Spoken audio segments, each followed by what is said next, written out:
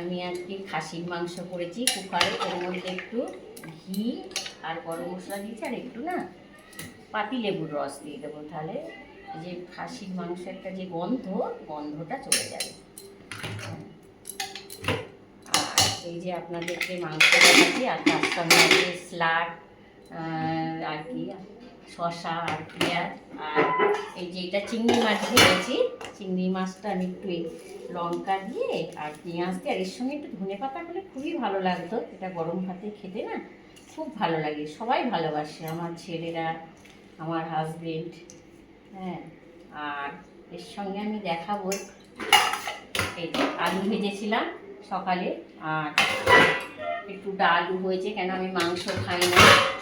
আর একটু চাটনি করেছি, টমেটোমের চাটনি, আমি খেজুর আমসত্ত্ব দিইনি, বৌমা বললো সেই আগেকারের চাটনি করতে, একটু আগেকারের মতো সে মায়েরা করতো। পাঁচফোড়ন আর ভাত তো আছে। হ্যাঁ, আজকের এই রেসিপি। আর বৌমার মা চলে যাবে, মনটা খুব খারাপ লাগছে। বৌমার মা ছিল অনেক দিন ধরে, কিন্তু চলে যাবে, ওই জন্য তাড়াতাড়ি আমার আজকে 11:30টার মধ্যে রান্না হয়ে গেছে। এবার খেতে দেবো, দিয়ে হয়ে যাবে।